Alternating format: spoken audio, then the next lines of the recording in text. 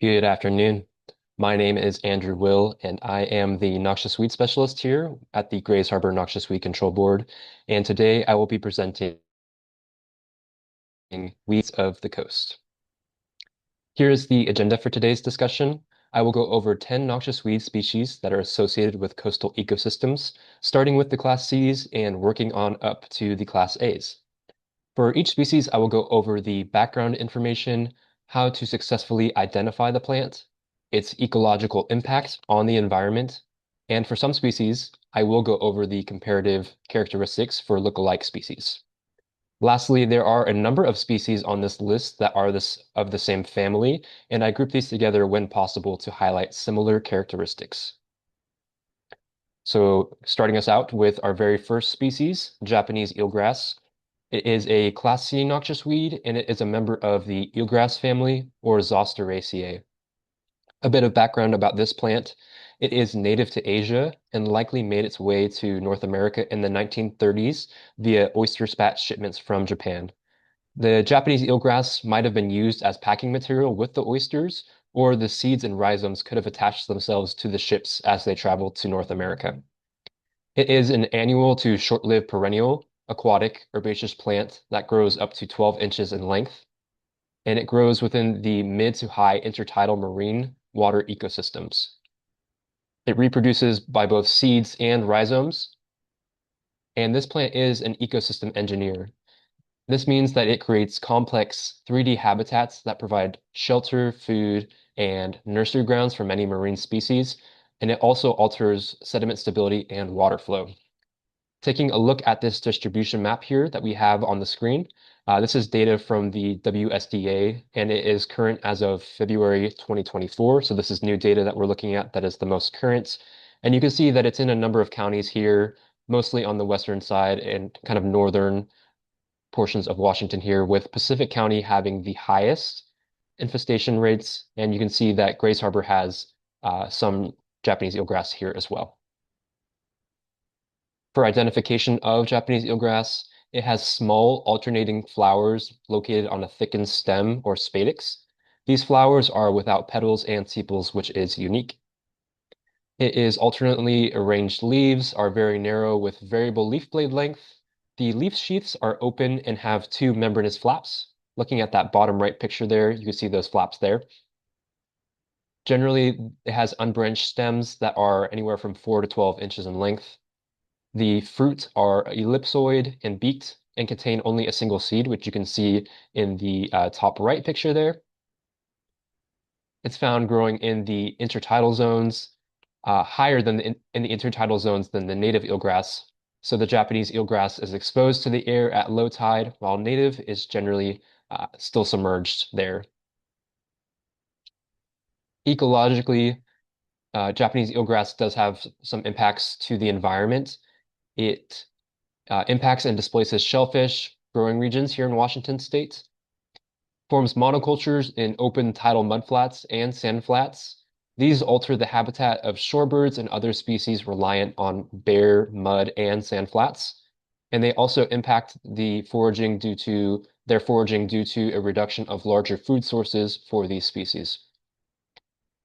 There is an acceleration of decomposition and alteration to decomposer communities, which throws off nutrient levels. And there's also changes to water flow impact for mudflats that are used by different species, such as fish. And these can prevent species from reaching mudflats, or they can also trap species in these pools that they form through the barriers of the Japanese eelgrass that are created. This is a comparative slide showing you some differences between the native eelgrass and the noxious eelgrass for Japanese eelgrass. So Japanese eelgrass has very narrow, shorter leaves, shorter stems. It's generally found in the mid to upper portions of the intertidal that's exposed to air at low tide, and they form denser populations. Whereas with the native, it's kind of the opposite there. So broader and longer leaves, longer stems. They're found in the sub to mid tidal portions of the intertidal, generally submerged, and they are less dense in distribution than the Japanese eelgrass.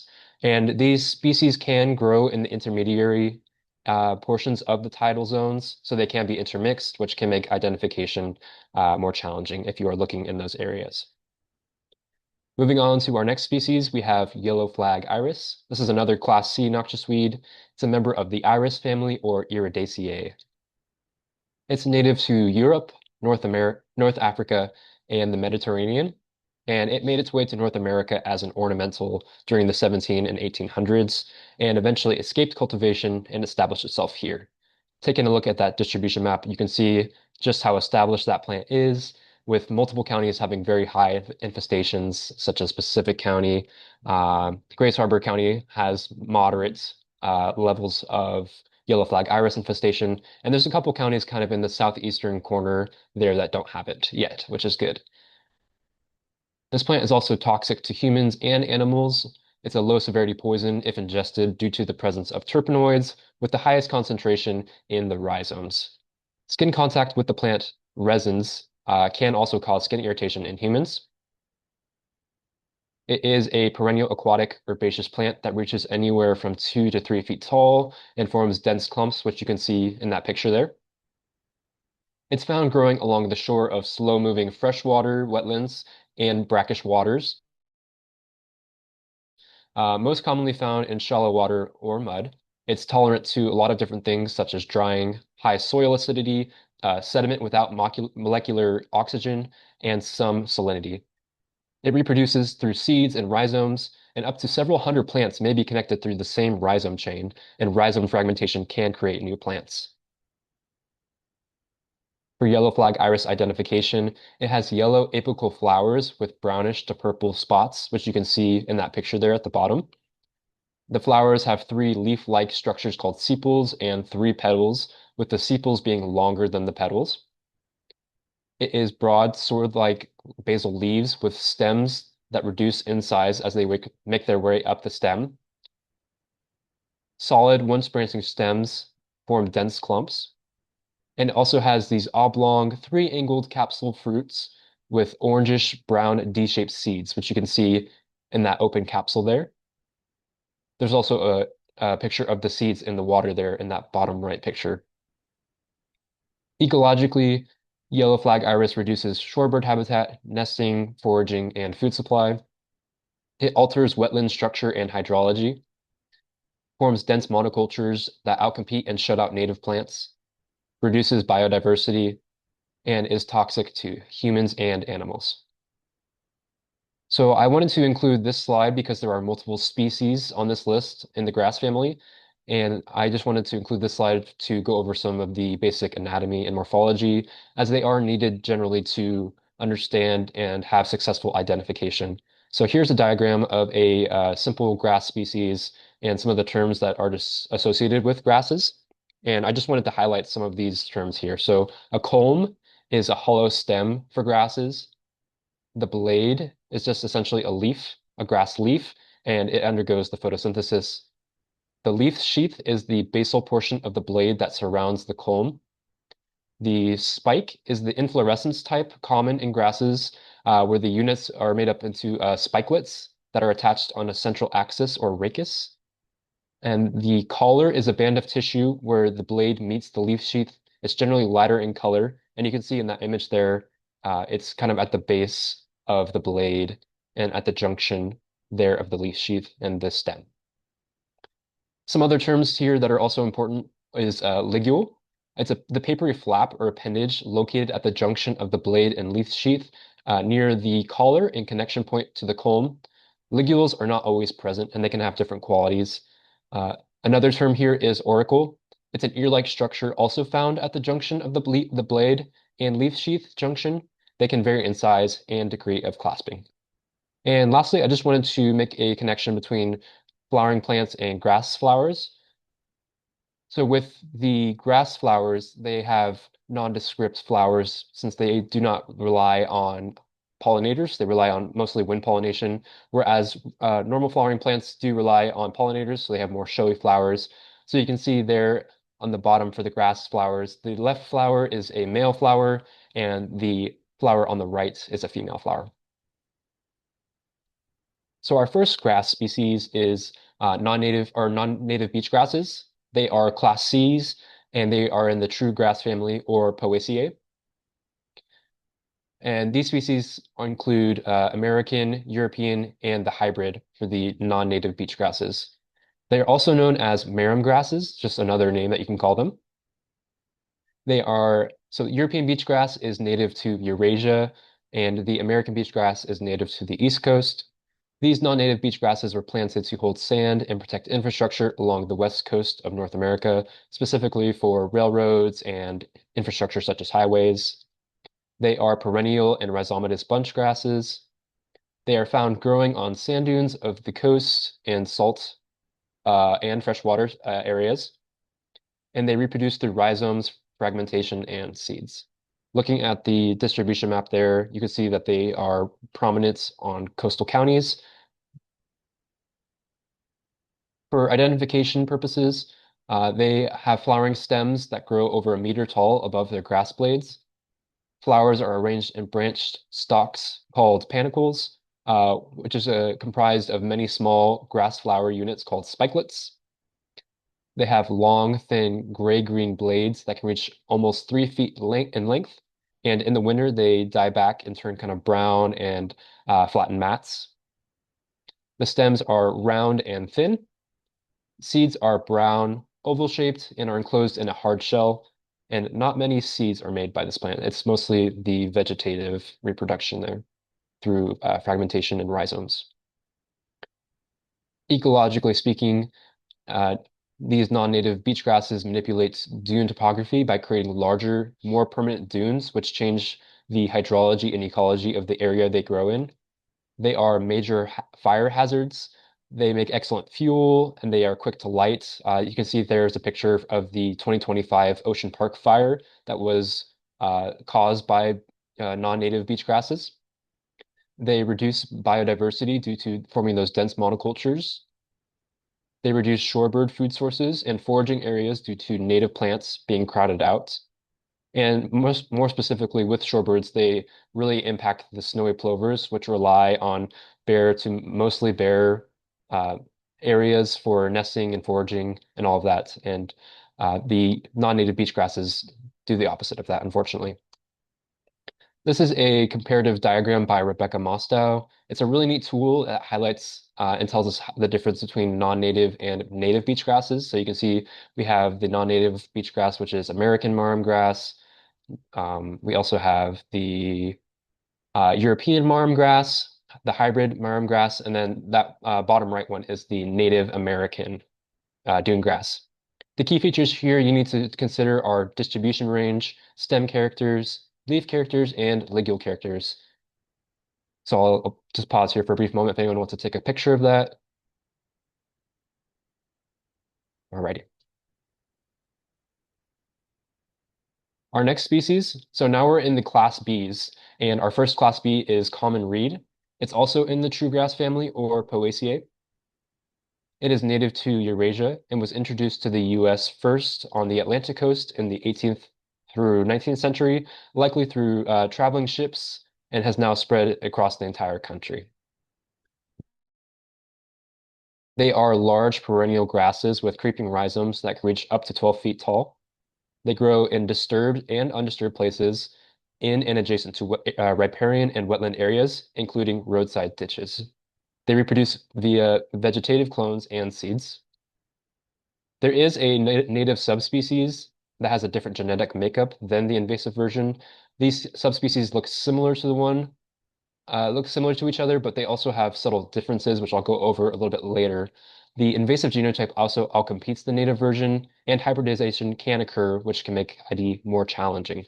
So taking a look at the distribution map here, you can see it's mostly throughout the entire state, and different degrees of infestation. So common reed has feathery plume-like flower heads with dense, silky individual flowers. It has these smooth lance-shaped leaves with bluish-green coloration that can reach anywhere from 8 to 16 inches in length. They have persistent leaf sheaths that are difficult to remove. The stems are woody, hollow, rough, and have a dull greenish tan color. They have narrow membranous extensions on the inside of the leaf sheath or ligule, as we learned earlier. And they form these really large, tall, and extremely dense stands. And there's an example of one of the stands there with a person standing next to it for scale. So ecologically, they take over wetlands by outcompeting other plants, moving into new territory, and forming those really dense stands. They displace wildlife by altering wetland hydrology, structure, and function. These in turn negatively impact wildlife habitat and foraging. They also deteriorate water quality by impacting water flow and circulation. I just wanted to include a couple of slides here for comparing the non-native versus the native common reed. So taking a look here first at the stand density. So the native stand is a lot less dense than the non-native stand. You can also see the leaf color difference there. The non-native has kind of a more blue-green color, whereas the native has a more bright green color. In terms of fungal spots, the native has a fungal associate that infects it and which gives it those spots, whereas the non-native does not have fungal spots because it has a higher fungal resistance than the native. So that's another way you can tell the difference. In terms of the inflorescence, the native has a less dense inflorescence with fewer flowers, so it's going to produce fewer seeds, and the non-native has a much denser inflorescence than the native. Taking a look next at the leaf color here. So the native Phragmites or common reed has the red leaf color, whereas the invasive Phragmites has a white leaf color. In terms of leaf characteristics, the native has shorter, narrower, brighter green leaves with leaf sheaths that are not persistent, so they're easy to remove. So if you were walking and you saw old common reed canes and they were missing the leaf sheaths, that would be a good indicator, or that would indicate that that is the native there. And the non-native, they are longer, wider, blue-green. The leaf sheaths are persistent. They're difficult to remove. And if you saw those old canes, they would still be attached to the canes. And then lastly, looking at the ligule width, the non-native ligule width is very narrow compared to the native. So that's another tool there. So you can take consider all of these tools for determining whether it's native or non-native. And then just a quick little highlight. This is a stand of native common reed that we discovered while surveying Connor Creek near Ocean City for purple loosestrife. It's super exciting that we found this. We were at first a little worried because it looked like the non-native from afar, but as we got closer, it looked a bit different to us, and we kind of took a sample and yeah, we confirmed that it was the native, so that's really exciting to see. All right, so our next class B is butterfly bush. It's in the butterfly bush family or Budlaceae. It is native to China. It made its way to the United States in the early 1900s as an ornamental shrub, and it eventually escaped cultivation into the wild, as many of those plants do. It is a perennial deciduous shrub that can reach heights of up to 15 feet. It's found growing in both cultivation and disturbed places such as roadsides, pastures, riparian areas, and recently logged forests. It reproduces through seeds primarily, and also vegetatively through forming new root systems on cut stems. And there is a sterile cultivar because this plant, excuse me, is part of the quarantine list here in Washington. But their way around that is through the sterile cultivars. They have to have a seed viability below 2%. Uh, but if you consider that mature plants produce anywhere from 3 million seeds per season, with a 2% seed viability, that still is around 60,000 seeds that are not sterile. So that's something to consider with the sterile varieties. Taking a look at the distribution map here, you can see it's pretty prominent here on the western side of the state with some areas on the eastern side of the state that don't have it or have little amounts of it. Um, Going on to identification, it has these showy spikes of generally purple flowers with orange centers. They can have different colors depending on if it's a different cultivar, and the individual flowers have 4 petals per flower and are highly fragrant in bloom, which attracts those pollinators. It has opposite leaves that are egg to lance shaped with a green to bluish gray coloration on top of the leaf, and they're generally white on the bottom due to the leaf hairs that can give it that coloration. They can either be stalked or attached directly to the stem as well. Stems are green when they are young, and then they develop kind of a gray-brown bark as they age that generally peels off and sloughs off. They have these small wing seeds that are stored in capsules and are viable in the soil for around 3 to 5 years. You can see a picture of those capsules there in that bottom left picture. Ecologically, they have very large seed output. Mature plants produce millions of seeds, like I mentioned, which can catch on the wind. If they're near water, they can float on the water downstream, allowing them to take over to new areas. They mature very fast and grow very fast, so they can quickly form these dense stands, thickets, and especially in riparian areas. They crowd out native plants, reducing biodiversity, impacting the trophic dynamics as well. And they potentially alter soil nutrients such as nitrogen and phosphorus, especially when present in dense stands, which can have almost kind of an allelopathic effect.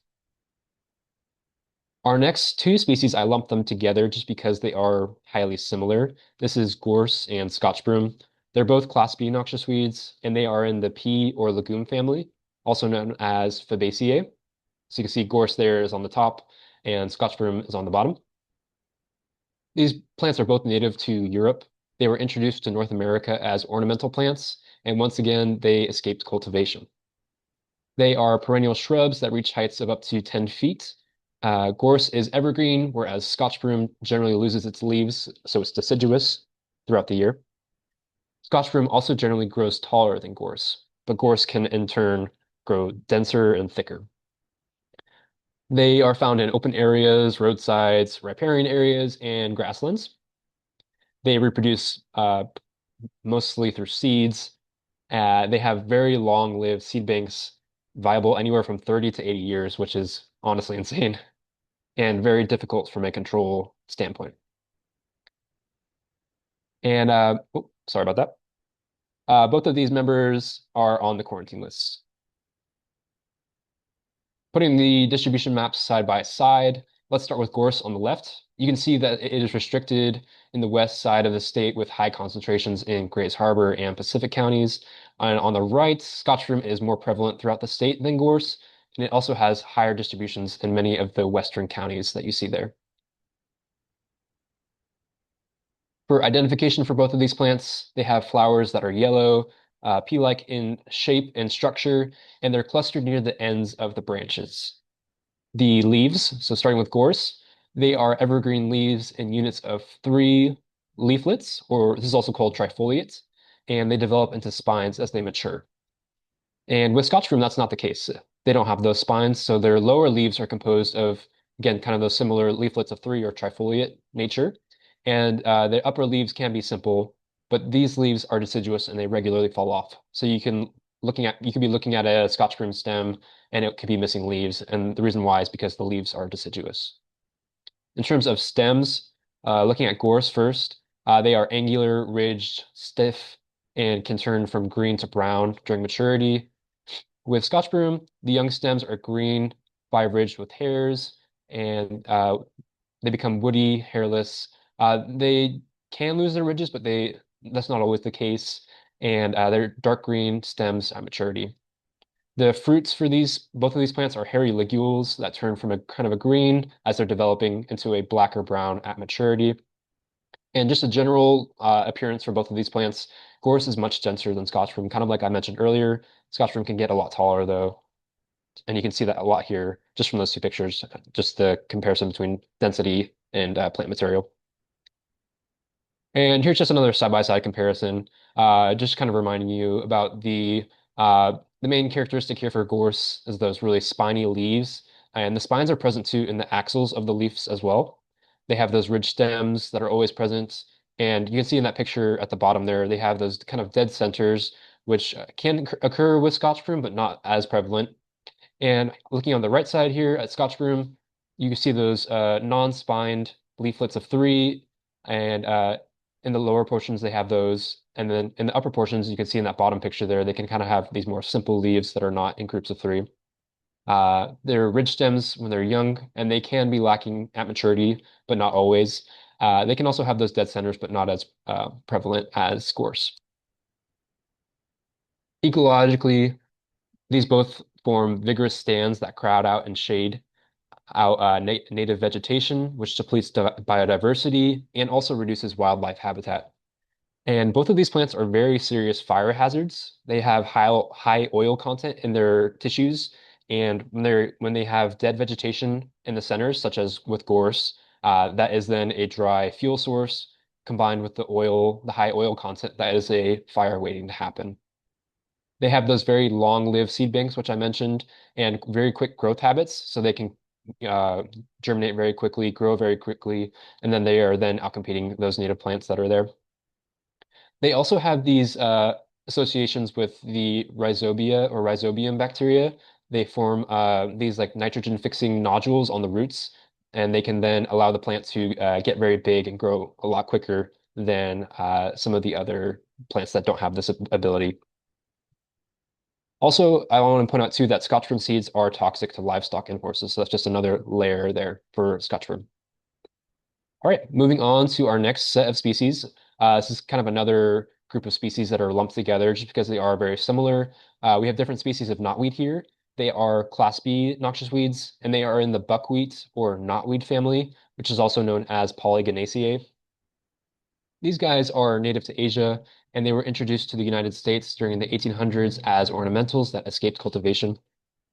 They are perennial rhizomatous species that can grow up to and over 12 feet tall, especially for the giant knotweed. They are found in riparian areas, waste places, gardens, and roadsides, and they reproduce mainly through rhizomes and fragmentation, and a very few amounts, or very little through seed. We have four problem species here in Washington and in Grace Harbor.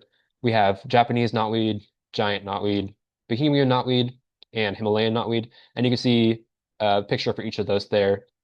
Looking at those four pictures, you can see that there's a bit of variability there. So Japanese knotweed has that flat leaf base. It's also called truncate leaf base.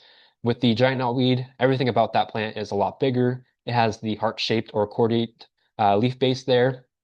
Bohemian knotweed is the hybrid of Japanese and giant knotweed, so it's going to have intermediary characteristics of both of those plants. And then the Himalayan knotweed is kind of the black sheep here. It's going to have a much different leaf shape. It's kind of more of these kind of lance elliptical shaped leaves and just looks different overall. Here are the four distribution maps for the four knotweed species. You can see that all species except Himalayan knotweed are highly inundated here in Grace Harbor, and Japanese knotweed is in most counties, and Bohemian knotweed, I would say, is the most pervasive, just looking at those distribution maps there. For identification purposes, it grows in dense stands that can reach anywhere from 6 to over 12 feet tall. It has bamboo-like stems that are hollow green to red in color with distinct swollen rings on each node, and they generally have kind of a purple speckling. You can see a pretty good picture of those unique stems in that far upper right picture. They have these alternately arranged leaves, which gives it kind of a zigzag appearance that makes it more obvious when you're kind of surveying for it out on the river. You can see a picture of that on the bottom right.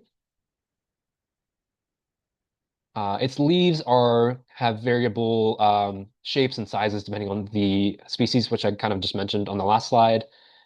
They also have flowers which are typically white or cream in color that can be ascending and are borne on the tips of the stems and within the leaf axils there. So you can see those flowers are growing in the space between the bottom of the leaves and the stem.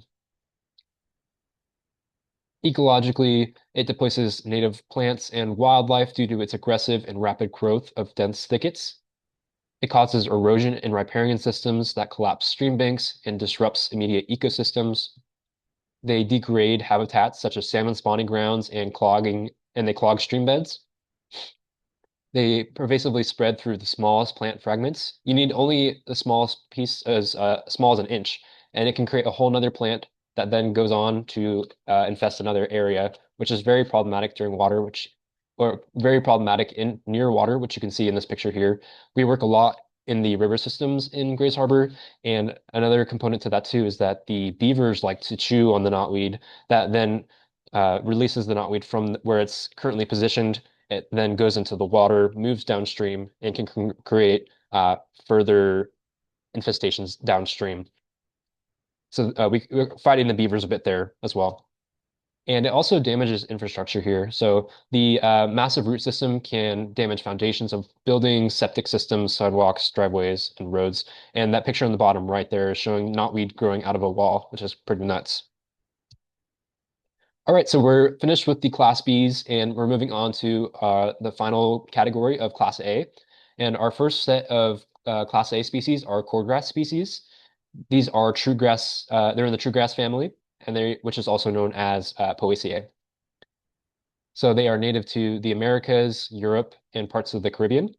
They were introduced to North America through human activity, through intentional plantings for shoreline stabilization, and other shipments and oyster shipments, similarly to Japanese eelgrass.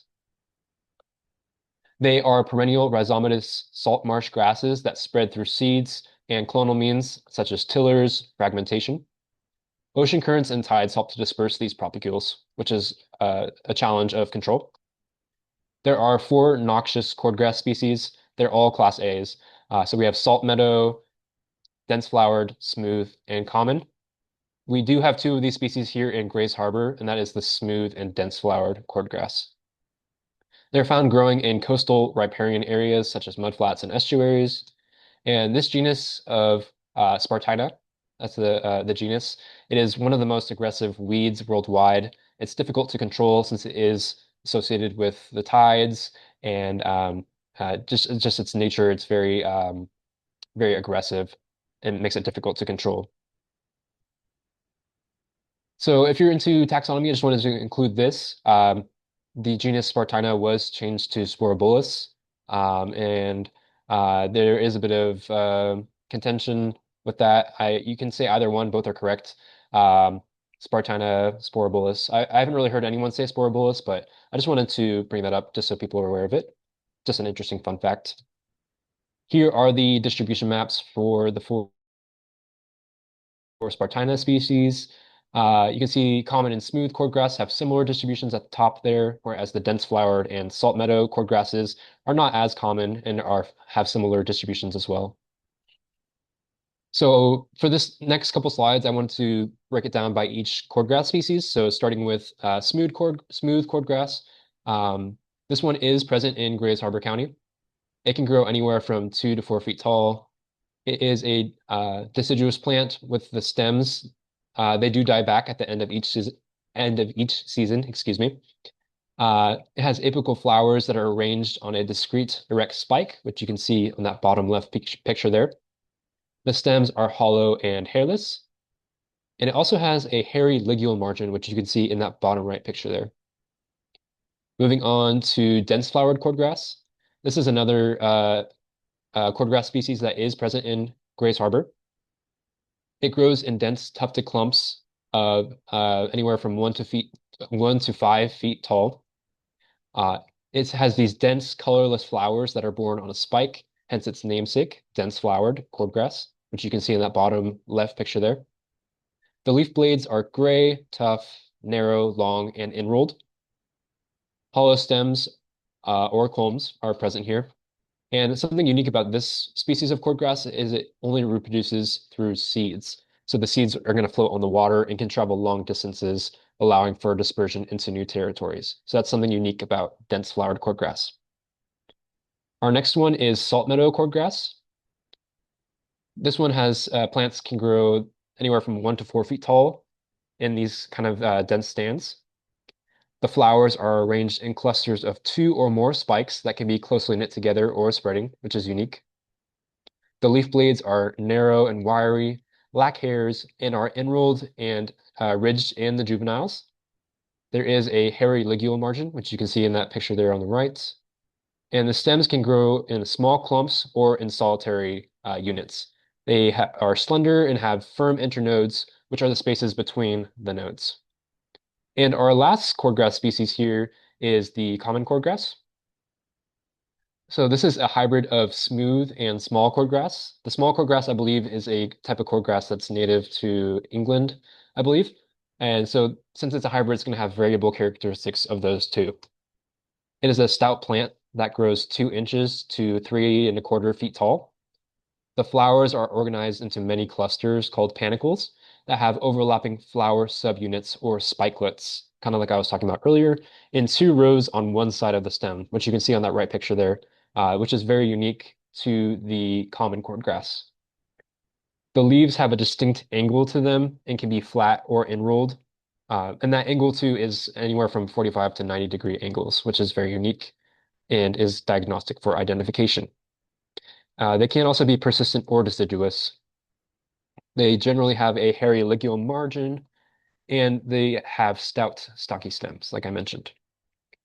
So this is just all of them all together, and I'm just going to quickly go through some of the unifying characteristics. So presence in Grays Harbor, only smooth and dense flowered cordgrass are in Grays Harbor. In terms of persistence, only salt meadow and some instances of common have the persistent leaves and stems. The others have senescence at the end of the season. In terms of flowers, smooth and dense flowered are on singular apical erect spikes for stems. The salt meadow and common have two to many spikes per stem. And then the common also has just those one-sided flowers that overlap, which is unique just to the common. In terms of ligule margins that are hairy, all cordgrass species except the dense flowered cordgrass have hairy ligule margins. And leaf characteristics, all of these have alternate leaves. The enrolled leaf cordgrass species are present in dense flowered, juvenile salt meadow, and may or may not be found in common cordgrasses since they are hybrid. The salt meadow has narrow and wiry leaf blades, and the flat leaves are found in smooth, mature salt meadow and in some cordgrass species, again, because they're hybrids. Ecologically, they are major disruptors of estuaries and coastal ecosystems because they reduce wildlife habitat and foraging for shorebirds, shellfish, and salmon, and they can also crowd out native plants such as pickleweed. They are biological engineers, similarly to the Japanese eelgrass. Spartina infestations collect sediment between the stems and can manipulate the hydrology of an ecosystem, which can cause flooding and negatively impact wildlife, converting estuaries into meadows, which is not great. There's also negative impacts to recreational activities. They can prevent people from sending their boat out if there's a dense enough stand of it. And there's also a highly difficult and expensive control elements to Spartina, just because, again, you're working with the tides and the very aggressive nature of the plant. All right, moving on to our next species. This is Hydrilla. It is a Class A noxious weed, and it's a member of the frogbit family or Hydrocaritaceae. This plant is native to Africa, Asia, and Australia, and it made its way to the US in the 1950s. So first, let me specify that there is a monoecious and a dioecious version. So uh, if you don't know the difference, so monoecious just means that it's a plant, one plant, single plant that has both male and female components on the same plant, whereas dioecious means that it has one plant that has the male components and another plant that has the female components. So with Hydrilla, it has both a monoecious and a dioecious strain or version. So that dioecious strain or version was the one in the 1950s that came from the aquarium trade. And essentially, someone had it in their fishbowl. They didn't want that fishbowl anymore, so they dumped it into a pond or river or lake or something, and then that then broke out into the wild. There also was the Monisha strain, but this one was introduced separately decades later. And there is only been one infestation in here in Washington, which is why it's highlighted red on the map there. And that was at the Pipe and Lucerne Lakes in King County during 1994. And it has since been eradicated since then. So it's no longer in Washington, which is great. It is a submersed perennial herb that produces monoecious or dioecious components. And the stems reach anywhere from up to 25 feet in length. It's found growing at the bottom of still and flowing water bodies such as tidal waters, lakes, ponds, and streams. And essentially everything about this plant is propagative. So it has rhizomes, it has runners or stolons, it has root crowns, sprouts, seeds. It has turions, tubers. So this is a very difficult plant to control. For identification, the leaves are bright green and grow in whorls of 3 to 10 on stems, with 5 leaves per whorl being the most common. The individual leaves are lance-shaped with distinct tooth margins, which is unique. The flowers are singular, small, float on the surface of the water, are white in color, and are borne on thin stalks or pedicels. And if you look at that illustration there, you can see that there is a flower there at the top. They also have these structure called, or they also have these small white to yellow tubers, which you can see at the bottom there. They can be found below the sediment at the ends of the stems, and they are used as preserves and also as propagules, allowing the plants to reproduce through them and also form a reliable food source for overwinter. And then lastly, they have these structured called turions, or which are just basically condensed, modified stem shoots, which function as dormant vegetative propagules. They can detach from the parent plant and then sink down to the bottom to the sediments and wait for optimal conditions to then produce another plant. So you can see there's a picture of that there too in the bottom right.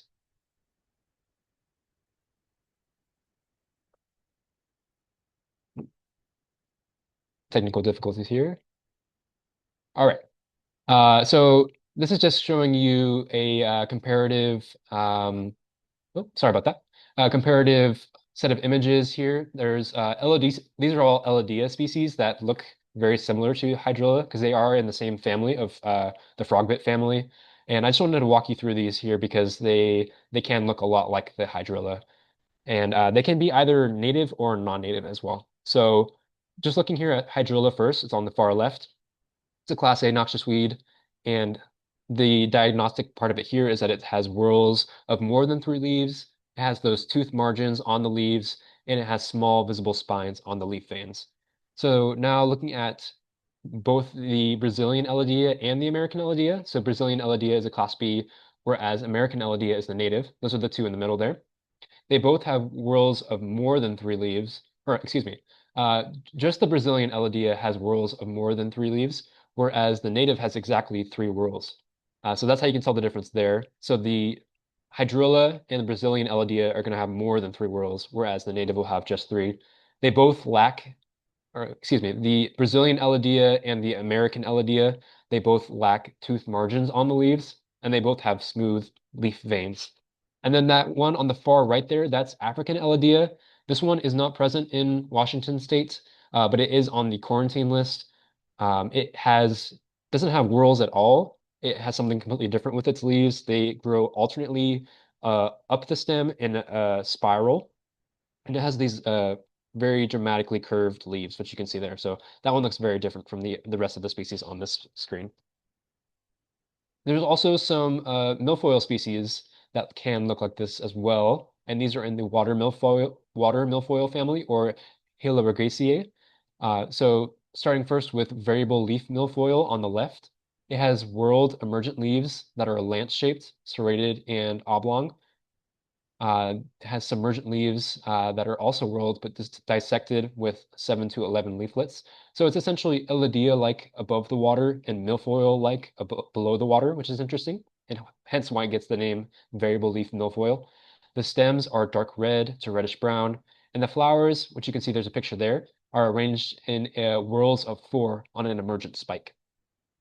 Looking at the middle species there, that is Eurasian milfoil. It has finely dissected leaves and generally whorls of 4, rarely 5. The leaflets of 12 or more, but they can be as low as 5 in some cases. The stem tips can have kind of a reddish hue to them, which you can see in the illustration. And the flowers are tiny, pinkish, and occur on reddish spikes above the water. There's a nice image of that there as well. And lastly, the parrot feather.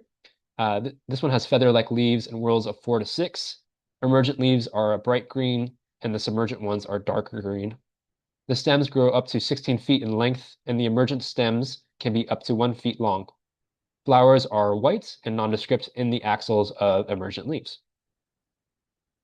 Ecologically, hydrilla forms dense canopies that shade out native vegetation. It also forms monotypic stands that provide inadequate habitat and foraging sites for fish and wildlife species. It significantly disrupts recreational activities due to the dense mats that it forms, especially once hydrilla is really established. It is has an aggressive growth habit that can add up to an inch a day in plant material. It also has dense populations that can manipulate the hydrology and chemical composition of water bodies, and they can also block off intakes for water treatment or dam facilities, which is not great. It causes decreased dissolved oxygen due to stratification of the water column, and then this then creates distinct zones that prevent natural mixing of water, which can kill aquatic species. And finally, our last species here is the South American sponge plant. This is a Class A noxious weed, and it is also a member of the frogbit family or Hydrocaritaceae. This plant is native to Mexico, Central America, and many locations within the Caribbean as well. And it was introduced to the United States as an ornamental plant for aquariums, and similarly to the hydrilla, it was likely dumped out of a fish pond or a fish bowl into a pond, so it escaped cultivation. This is a perennial herbaceous plant that is generally aquatic and free-floating. There is some instances of it, though, rooting in shallow and muddy conditions.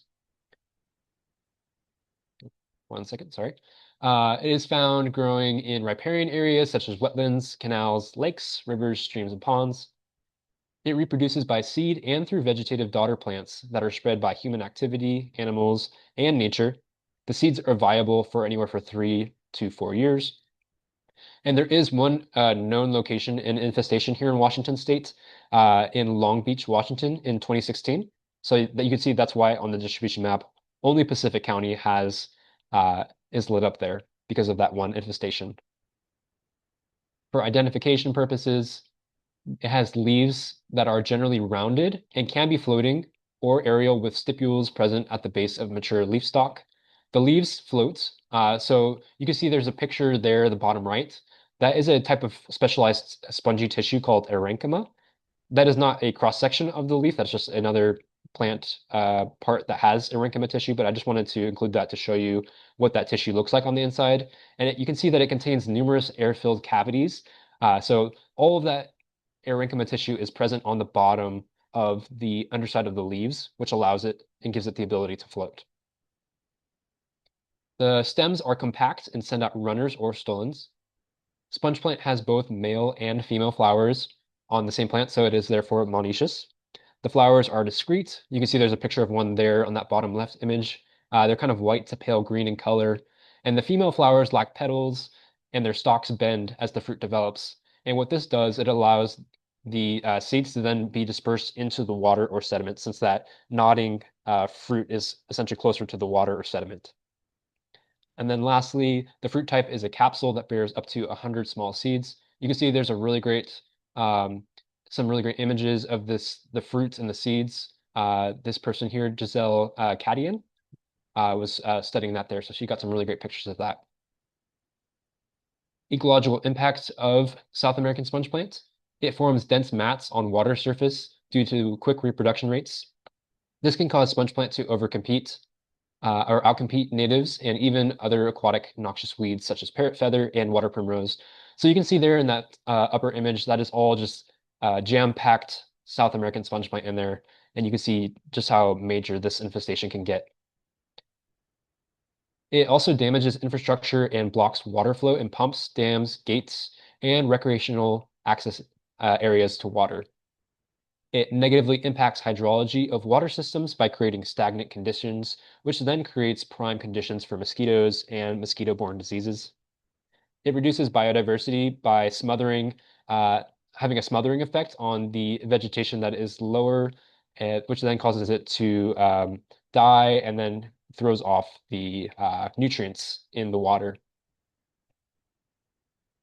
It also decreases the oxygen levels due to that decomposition that I was just mentioning of the lower vegetation.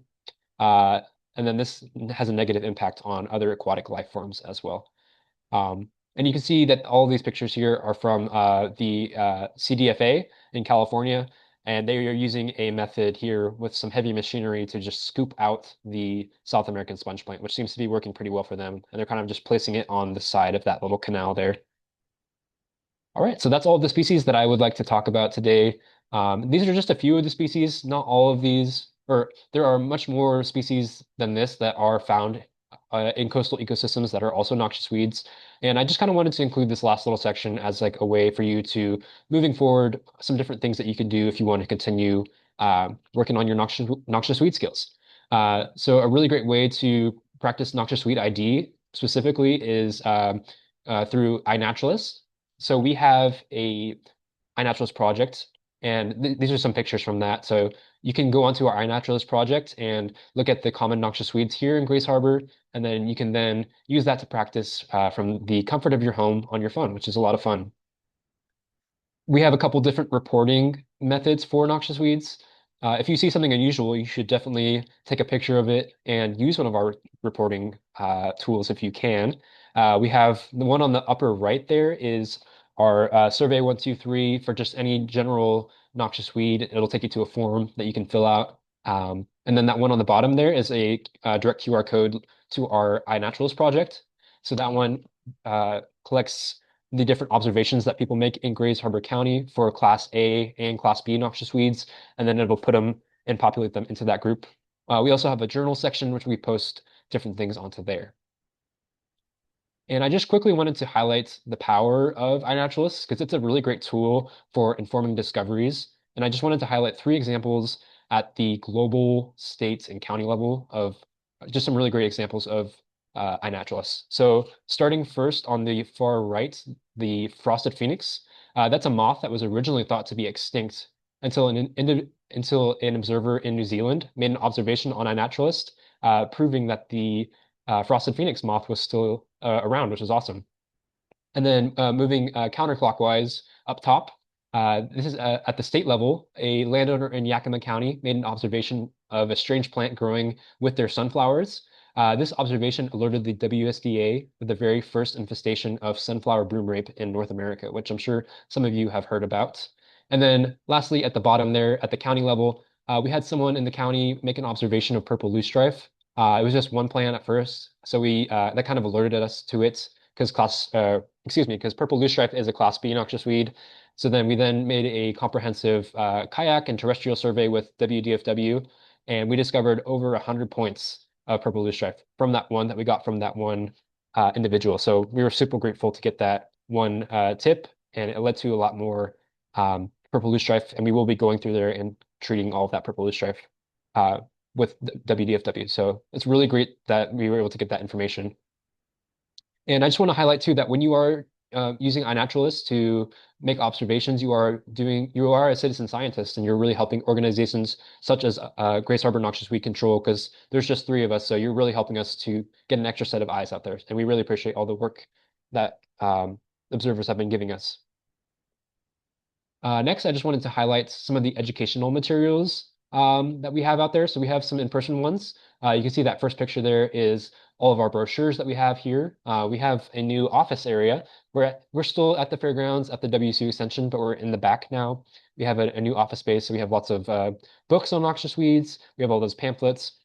And there's also some online resources that I'll share with you shortly here. So come on down to the office, say hi to us, grab some pamphlets, and yeah, come talk to us.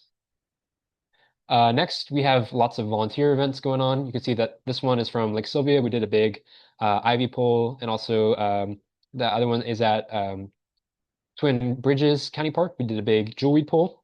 We have lots of events going on, so be on the lookout for those. We also have lots of different social media. We have Instagram, Facebook, and YouTube. So you can follow us on those and stay in the loop.